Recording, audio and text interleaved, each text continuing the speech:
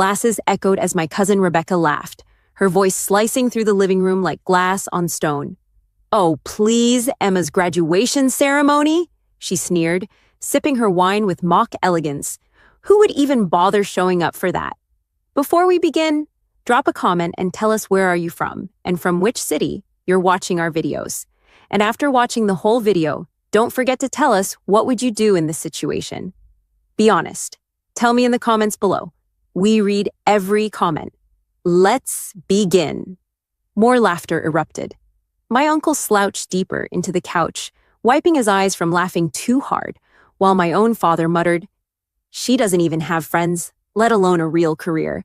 Just some community college scholarship girl pretending she made it."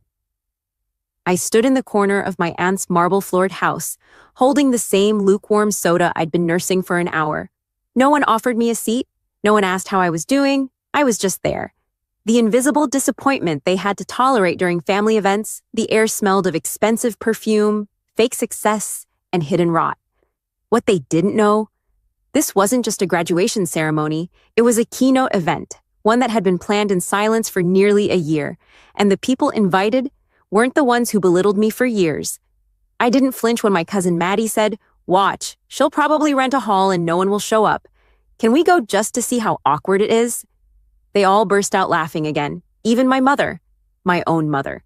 She was swirling her wine glass like she was somewhere above all this, even though she'd once told me, "It's better to marry rich than to dream big."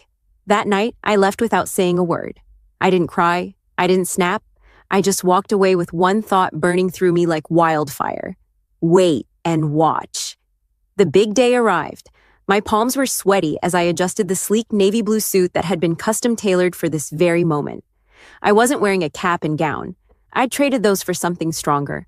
A black-laced mic over my ear, a spotlight waiting, and a hall already filled to the brim. But not just with anyone. The air buzzed. Security guards moved along the red carpet. Paparazzi positioned their lenses.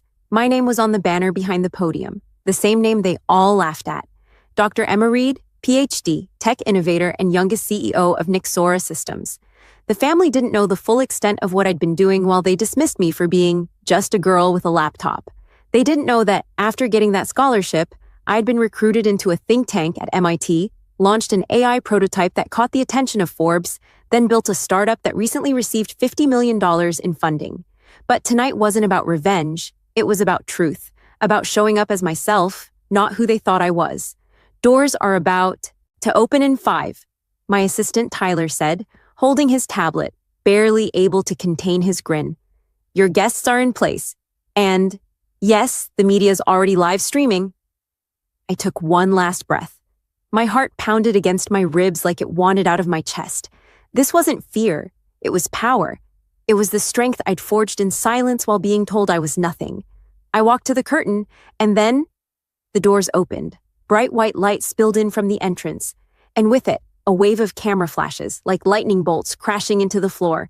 Voices shouted, "There she is! Dr. Reed! Emma, over here!" And behind them, rows and rows of people. Not nobodies, legends, billionaires, scientists, celebrities, influencers, one after another. Tyler whispered with a smirk, "They're gonna need a moment to process this." And then I saw them. My family, they stood frozen at the very back, just inside the doorway. Rebecca's jaw hung open. Maddie clutched her purse like it was a lifeline. My father blinked hard, trying to understand what world he had just stepped into. And my mother? She grabbed my aunt's arm for support, her face pale like she'd seen a ghost. But I was no ghost. I was the reason the world was watching. And their laughter? It had just turned into silence. I walked down the stage steps as the crowd roared, my heels clicking sharply against the polished floor. The sound echoed with the kind of authority I'd once only dreamed of. Lights followed me. Camera shutters flickered like fireworks. But all I could see, beyond the mass of flashbulbs and velvet ropes, was the stunned lineup of my family. And the irony? They had front row seats reserved under the name Immediate Family of Dr. Emma Reed. But instead of taking them, they'd walked in late and stood at the back, looking wildly out of place, dressed for a cheap graduation, not a nationally televised innovation summit. Tyler leaned toward me. "They didn't RSVP," I gave a tiny nod. They thought they didn't need to. Security parted the crowd as I stepped toward the center of the atrium. Murmurs followed me. That's her? She's the youngest on Forbes Tech Titans list, right? Didn't she just sign a partnership with the Department of Defense? I didn't slow down. I didn't look left or right. But when I reached the front row, I paused for a breath, then turned. And there they were, still standing in the doorway like shadows of their former selves. My father looked furious, like someone had stolen his place in the world and forgotten to consult him. His pride wouldn't even let him walk closer. My mother was whispering to Aunt Julia in panic. Rebecca was visibly sweating. Maddie clutched her phone, scrolling furiously like she was trying to fact-check my existence. I stepped up to the podium. The microphone adjusted itself, sleek and motion-tracked. I heard my voice fill the space as I spoke. Thank you all for being here tonight. This moment isn't just about me. Pause. It's about every girl who was told she wasn't enough. Every young woman who was told she wasn't smart enough, pretty enough, connected enough. Every dreamer who was handed a ceiling and told to accept it. The audience leaned in, but I didn't. Applause. Some stood, some cheered. The energy in the room swelled, and for a second my voice caught, not from nerves, but from the weight of how far I'd come. I was once the girl no one believed in, I continued, locking eyes with no one but somehow speaking to them. I grew up surrounded by people who saw ambition as arrogance, passion as rebellion, and silence as weakness. But I chose not to believe them. And tonight, I choose to stand here not with bitterness, but with proof. Another beat. My fingers wrapped tightly around the edge of the podium. Proof that kindness is not weakness, that humility doesn't mean invisibility, and that even when your own blood laughs at your path, you walk it anyway. The crowd erupted. I took a step back, nodding softly as the standing ovation grew. Backstage, after the keynote, I finally exhaled. Tyler brought me a glass of water. You okay? I nodded. I've waited years for this. He tilted his head. Want me to block your family from coming backstage? I thought about it for a moment. Then quietly, I said, no. Let them come. They need to see who I am now. Not for them. For me. He gave a respectful nod and walked off. Minutes later, the curtain rustled. I turned. My father was first. He didn't even say hello, just folded his arms and looked around the lavish green room like he was inspecting it. Quite the show you put on. Not a show, I replied calmly. Just reality. I invited you all, by the way. You could have had reserved seats. Rebecca pushed past him, voice shrill.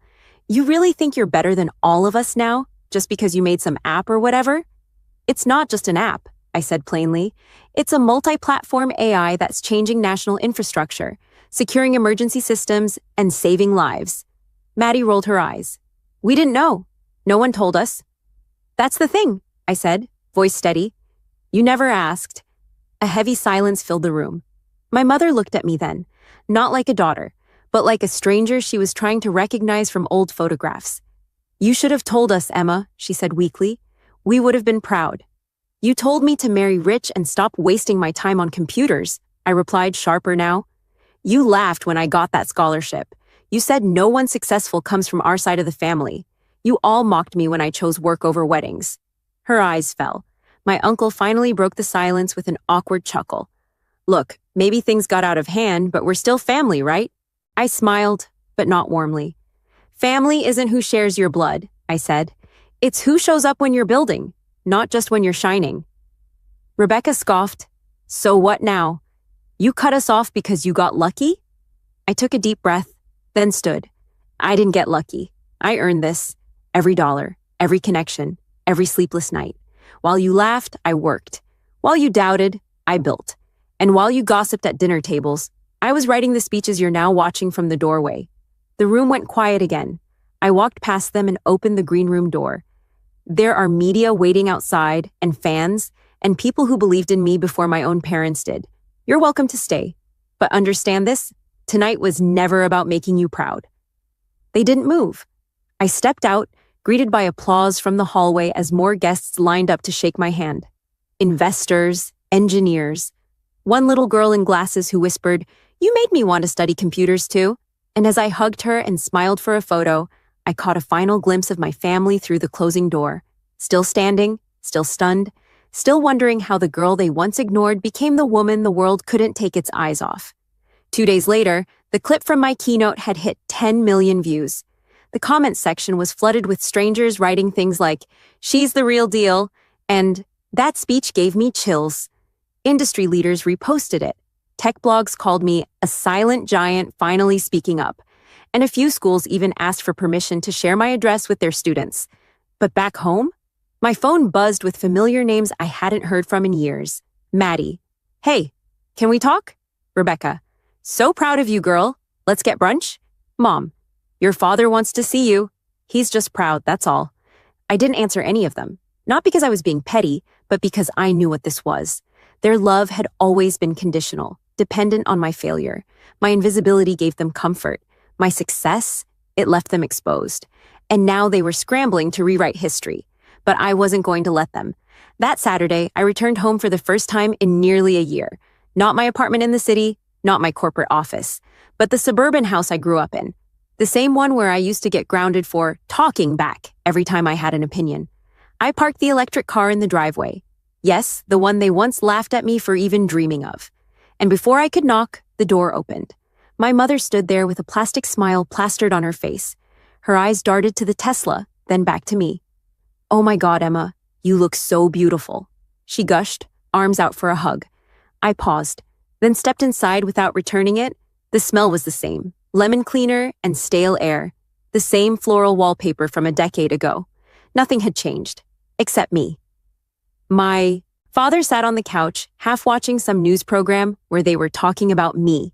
He quickly turned it off. "Well," he muttered, "the celebrity returns." I sat across from him, my voice calm. "I'm not here for a reunion." He raised a brow. "Then why are you here?" "I came to say goodbye properly," I said. "To all of it. The fake support, the backhanded comments, the laughter behind my back. I'm closing this chapter." My mother blinked. "You're cutting us off?" I nodded. They looked stunned, truly stunned, like they never thought I'd have the guts. But I wasn't the scared, quiet girl they once dismissed. I wasn't the doormat. I wasn't the tag-along at family events trying to fit in while they all made me feel like a background character in my own life. I was done. My father scoffed. "After everything we did for you growing up?" I met his glare without flinching. "You did the bare minimum, roof, food, and mockery. Every step forward I took, you dragged me 10 steps back. I learned to walk alone because of you. So no, you don't get to claim my finish line after pushing me out of the race." There was a pause. Then Rebecca's voice called out from the hallway. "She's just being dramatic, Uncle Charles. This is her guilt talking. She knows she changed." She walked into the living room in heels far too loud for the house, holding an oversized handbag like it was armor. "Emma," she said with an overly sweet smile, "I know we haven't always seen eye to eye, but I never meant to make you feel small. We were just kids. Come on." I tilted my head. "You told your friends I'd be lucky to get a cashier job." She laughed, clearly uncomfortable. "Okay, maybe I was a little harsh, but look at you now. We knew you had potential." "No, you didn't," I said. "You hoped I'd stay beneath you.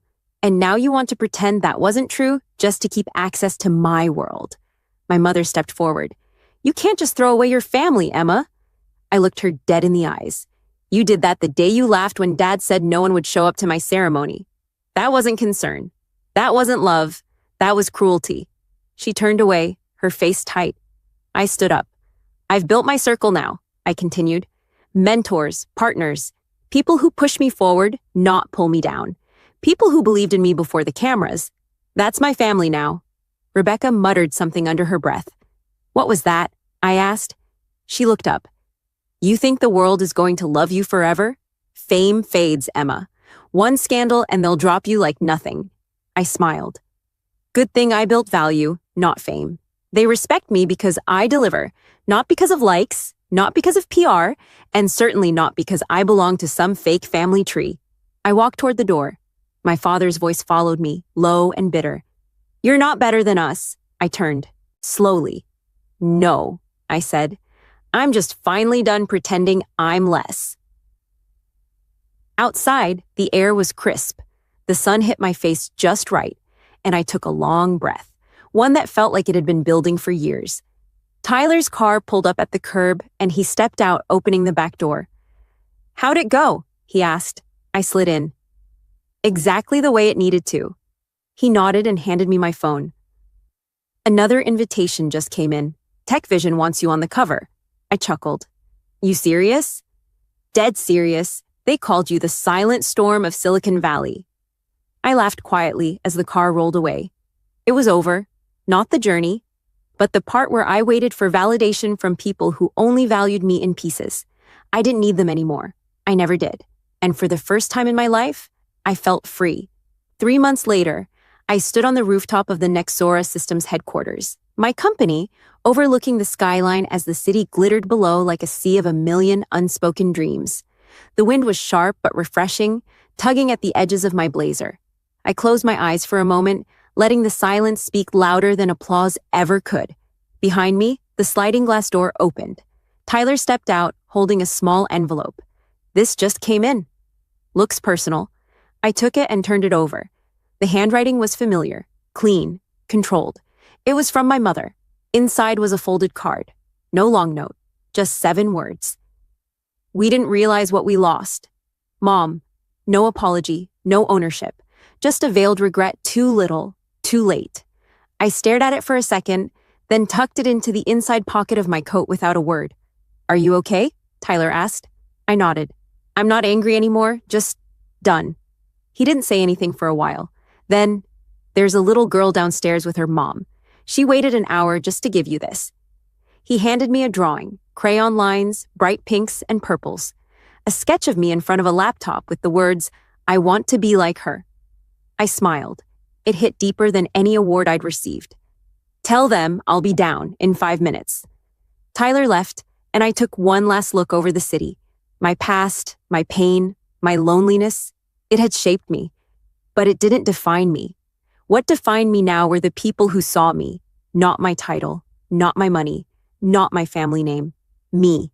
Back then, my family had laughed, certain no one would show up.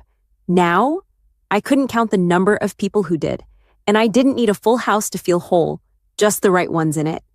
As I turned and walked back inside, I left the pain behind on that rooftop, where it belonged, with the wind, with the silence, with the ghosts of a girl who had once begged for their approval.